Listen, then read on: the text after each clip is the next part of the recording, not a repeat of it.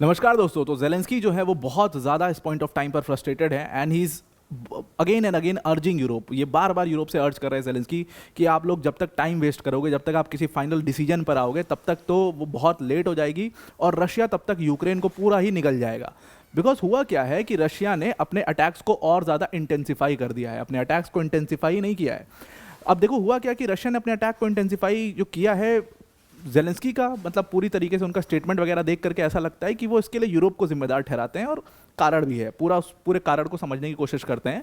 देखो हुआ क्या कि एक पॉलिसी लेकर के आए ट्रम्प की पॉलिसी ये थी कि रशिया को तभी रोका जा सकता है जब चाइना और इंडिया को आप रोक सकते हो। जब चाइना और इंडिया के ऊपर आप थ्रॉटल डाउन करते हो इन दोनों कंट्रीज को, तो अपने आप रशिया की जो वॉर इकोनॉमी है वो चल ही नहीं पाएगी और वो रुक जाएगी वहीं पर। और जैसे ही रशिया वहाँ पर रुका, उसके बाद आप कुछ भी कर सकते हो। तो ट्रंप ने सबसे पहले चाइना को कोशिश करी थ्रॉटल डाउन करने की। चाइना ने पूरी तरीके से मतलब बैक फायर किया और ट्रंप को झुकना पड़ गया। उसके बाद उन्होंने इंडिया को कोशिश करी, इंडिया ने भी बैक फायर किया और ट्रंप को झुकना पड़ गया। ऑल्दो ट्रंप ने वो 50% का जो टैरिफ है वो भारत के ऊपर लगा दिया, लेकिन उसका कोई बहुत बड़ा फर्क रशिया के ऊपर पड़ा नहीं पड़ा। क्या उसका बहुत बड़ा फर्क पड़ा? क्या इस पूरे वॉर के ऊपर उसका कोई बहुत बड़ा फर्क पड़ा जो ट्रंप को लग रहा था? नहीं पड़ा। और इसीलिए उनकी पूरी पॉलिसी बुरी तरीके से फेल हुई, एकदम बहुत ज़्यादा बुरी तरीके से यहाँ पर उनकी पॉलिसी फेल हुई और वो पूरा प्लान बैकफायर कर गया।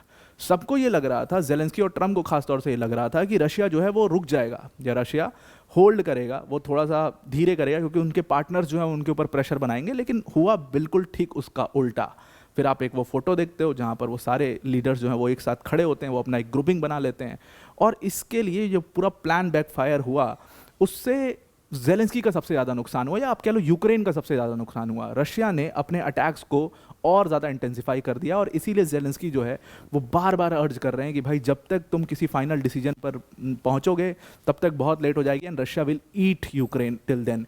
और इसीलिए इसमें उनको यूरोप का पूरा साथ है, क्योंकि ट्रंप ने एकदम क्लियर आउट कर दिया चीज़ें यहाँ पर कि यूरोप का साथ ज़रूरी है। अकेले यूएस इस पूरे मैटर में कुछ नहीं कर सकता, बिकॉज रशिया सिर्फ और सिर्फ इंडिया और चाइना से नहीं चल रहा, यूरोप भी बहुत बड़ी हेल्प कर रहा है उस रशिया को।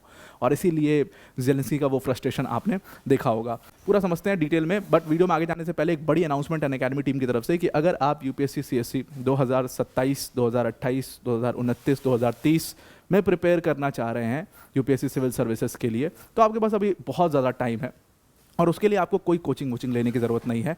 आप ये पूरी प्रिपरेशन अपनी फ्री ऑफ कॉस्ट कर रहे हैं। अगर आप एज अ पेरेंट भी इस चीज़ को देख रहे हैं और आपने अपने बच्चे को कराना चाहते हैं, तो एकदम फ्री ऑफ कॉस्ट आपका बच्चा जो है वो इसको प्रिपेयर कर सकता है यूपीएससी सिविल सर्विसेज के लिए। सिंपली उनको क्या करना है, इस चैनल को यूपीएससी मंजिल बाय अनअकैडमी करके चैनल है जिसका लिंक आपको पिन कमेंट में मिल जाएगा। इस चैनल को आपको सब्सक्राइब कर लेना है। इस पर रोज़ डेली जो है डेली के बेसिस पर वीडियोस आएंगी, बस उस वीडियोस को फॉलो करते जाना। एकदम डेडिकेटेड कोर्स की तरह आप इसको पूरा चलाएंगे।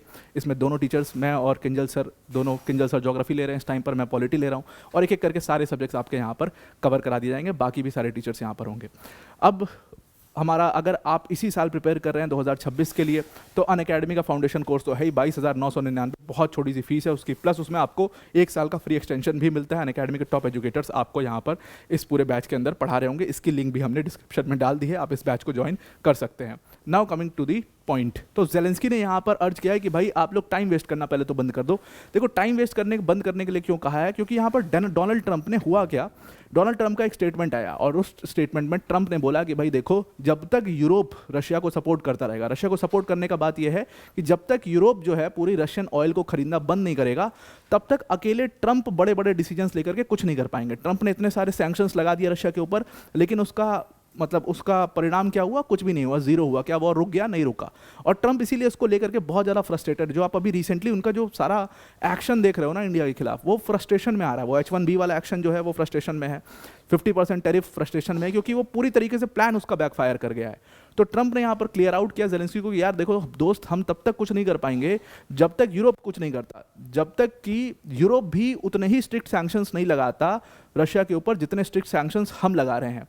तो अभी क्या है कि जेलेंस्की जो है वो ट्रंप से मिलने वाले हैं और यूनाइटेड नेशन जनरल असेंबली का जो पूरा मीटिंग है उसको होने वाला है, उसी में वो ट्रंप से मिलेंगे जेलेंस्की। उस मीटिंग से पहले जेलेंस्की सब कुछ फिट फाट करके जाना चाहते हैं वहाँ पर, इसीलिए वो यूरोपियन कंट्रीज से रिक्वेस्ट कर रहे हैं कि इस मीटिंग के पहले कम से कम आप साथ आइए, आप कम से कम आश्वासन दीजिए और बड़े सैंक्शंस यहाँ पर पुतिन के ऊपर लगाइए। जेलेंस्की ने क्या किया?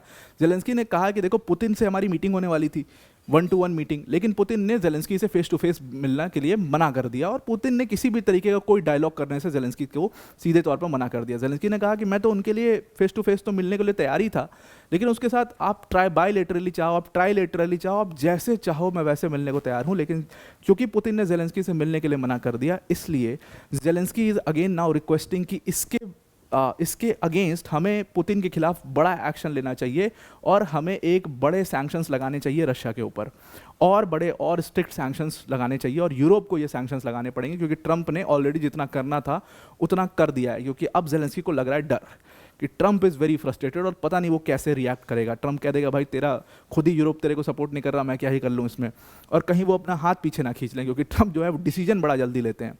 तो इसलिए जेलेंस्की उसको भी लेकर के बहुत ज़्यादा जिटरी हो रहे हैं, और इसीलिए वो बार बार रिक्वेस्ट कर रहे हैं। अब उनका फ्रस्ट्रेशन आया क्यों? जेलेंस्की फ्रस्ट्रेट इसलिए हुए कि जिसके दम पर, जिसके भरोसे पर वो पूरी ये लड़ाई लड़ रहे थे, नेटो के भरोसे पर, वो नेटो कंट्रीज खुद अपने आप को नहीं बचा पा रही हैं, क्योंकि सीधी तौर पर ट्रंप तो उनकी हेल्प कर नहीं पा रहे हैं। नेटो कंट्रीज़ के जो एयर स्पेस थे, जब रशिया को गुस्सा आया तो उसने बहुत सारी नेटो कंट्रीज़ के, जब उसने अपना अटैक इंटेंसिफाई किया तो बहुत सारी नेटो कंट्रीज़ के एयर स्पेस को इन्फिल्ट्रेट कर दिया। और वो जो इन्फिल्ट्रेशन किया पूरा रशिया ने, उस इन्फिल्ट्रेशन में आपने देखा कि अभी आपको एक न्यूज़ मिली थी 3-4 दिन पहले, रोमानिया के एयर स्पेस में रशियन ड्रोन्स को देखा गया। उसके बाद अगल बगल मोल्डोवा के एयर स्पेस में देखा गया था, बेलारूस में तो अक्सर जो है गिरता रहता है, हंगरी में एयर स्पेस में चला जाता है कई बार रशियन ड्रोन्स। तो जो नेटो कंट्रीज़ हैं उनके एयर स्पेस को खुलेआम रशिया इन्फिल्ट्रेट कर रहा है, और वही जेलेंस्की कह रहे हैं कि कहेगा नेटो, मतलब नेटो खुद की कंट्रीज़ को ही नहीं सपोर्ट कर पा रहा, नेटो खुद की कंट्रीज़ को ही नहीं बचा पा रहा, वो इनके खिलाफ सैंक्शंस भी नहीं लगा पा रहा, यूरोपियन नेशंस भी सैंक्शन नहीं लगा पा रहे हैं। आई डोंट नो कि वो इतना डर क्यों रहे हैं, और इसीलिए he is very very frustrated. और इनके फ्रस्ट्रेशन का एक और कारण है, हुआ क्या कि पोलैंड के एयर स्पेस में, आपको ध्यान में होगा कि पोलैंड के एयर स्पेस में रशियन ड्रोन्स घुस गए थे। पोलैंड उसको लेकर के बहुत नाराज़ हुआ। पोलैंड इतना नाराज़ हुआ, पोलैंड ने यहाँ तक कि अटैक करने की भी बात कर दी कि हम रशिया के ऊपर उल्टा अटैक कर देंगे। और पोलैंड ने यहाँ पर 2 कंट्रीज से रिक्वेस्ट किया, एक हंगरी और एक स्लोवाकिया। इन दोनों कंट्रीज से पोलैंड ने रिक्वेस्ट किया कि भाई आप लोग जो रशियन ऑयल अभी भी खरीद रहे हो, अभी भी ले रहे हो, उसको एकदम बंद कर दो। अब थोड़ा सा बैकग्राउंड स्टोरी बता दे तो हंगरी तो आपको पता है, Viktor Orban always kind of supporting Putin. तो वो मतलब अगर आप इनको मानते हो कि यूरोपियन यूनियन का हिस्सा है तो वो गलत है। तो हंगरी और स्लोवाकिया को यहाँ पर पोलैंड ने कहा कि आप लोग रशियन ऑयल लेना बंद कर दो। अब बैकग्राउंड क्या है कि देखो, एक पाइपलाइन है, ड्रूजबा पाइपलाइन कहते हैं, ये आपको दिखाई दे रहा होगा, ये रेड कलर की जो पूरी, इसको कह लो आप यूरोप की ऑयल वेन है ये।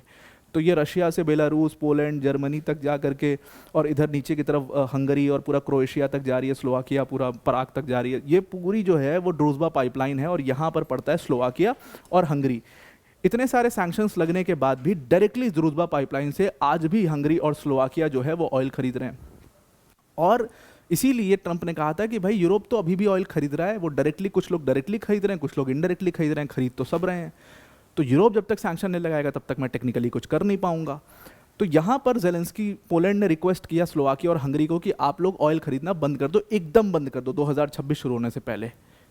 यहाँ पर हंगरी और स्लोवाकिया ने मना कर दिया साफ। हंगरी और स्लोवाकिया ने पोलैंड को कहा कि इससे हमारी इकॉनमी के ऊपर बड़ा हिट होगा, और इस पॉइंट ऑफ टाइम पर तो हम इतना बड़ा हिट लेने को तैयार ही नहीं हैं। दूसरा, एक और घटना हुई थी। जेलेंस्की ने एक बार क्या किया था, इसी ड्रूजबा पाइपलाइन के ऊपर बहुत सीरियस बॉम्बिंग की थी कि इस ड्रूजबा पाइपलाइन को ही अगर हम तोड़ दें तो रशिया अपने ऑयल को यूरोप तक पहुंचा ही नहीं पाएगा, उसके पास कोई साधन ही नहीं बचेगा इस ऑयल को पहुंचाने का। लेकिन जैसे ही यूक्रेन ने अटैक किया था ड्रूजबा पाइपलाइन के ऊपर, ये बात मार्च अप्रैल के टाइम की है, उस समय हंगरी के प्राइम मिनिस्टर थे विक्टर ओरबान, और वो बहुत गुस्सा हो गए। उन्होंने इतना गुस्सा हो गए कि विक्टर ओरबान ने कह दिया कि यूक्रेन के ऊपर अटैक कर दूंगा मैं अगर ड्रूजबा पाइपलाइन को कुछ भी हुआ तो। क्योंकि सिंपल सी बात है, सिंपल सा लॉजिक है भाई, उनको भी अपनी इकॉनमी संभालनी है। और उसके बाद आपने ये वाला आर्टिकल देखा था कि ईयू जो है विक्टर ओरबान को कैसे मतलब बेयर कर रही है। वो तो ईयू का सपोर्ट करते ही नहीं, वो तो खुलेआम जेलेंस्की के सपोर्ट में बात करते हैं। तो बाद में बातें भी चली कि हंगरी को निकाल दो, ये कर दो, वो कर दो, दुनिया भर की बातें चली। तो अब ये सारी कुछ होने के बाद फाइनली पता लग गया है जेलेंस्की को कि ये नेटो वेटो कुछ नहीं करने वाले। ट्रंप को भी पता लग गया है कि भाई यूरोपियन कंट्रीज़ खुद ही चुपचाप अपना बैठ करके धीरे धीरे उससे खरीदी जा रही हैं। वो चाहती नहीं है कि ऐसा कुछ सीरियस एक्शन लिया जाए, क्योंकि वो मतलब इकॉनमी वाइज उनके लिए बहुत ज़्यादा घातक है, और वो कंट्रीज़ बेचारी बहुत डरती हैं, वो नहीं करना चाहती रशिया से कोई भी पंगे।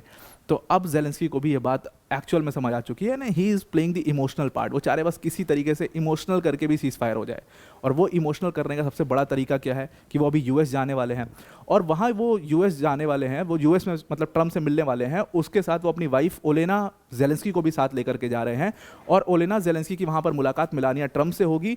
और जो बच्चे यूक्रेनियन चिल्ड्रंस को रशिया ने किडनैप किया है, एजेंडा ये है कि ये दोनों लेडीज़ डिस्कस करेंगी कि उनको कैसे छुड़वाया जाए। और मतलब खास तौर से इसमें जेलेंस्की ने तो एक बार ये भी कह दिया था कि डोनाल्ड ट्रंप से ज़्यादा सिंपैथेटिक पूरे यूक्रेन की सिचुएशन को लेकर के मेलानिया ट्रंप हैं। तो वो पूरा इमोशनल कार्ड जेलेंस्की खेलने की कोशिश कर रहे हैं, and is very very frustrated right now with Europe, और इसीलिए वो कह रहे हैं कि डोंट वेस्ट आवर टाइम। तो आई होप आपको ये पूरा आर्टिकल समझ में आ गया होगा। आज के लिए इतना ही। Thank you and have a nice day.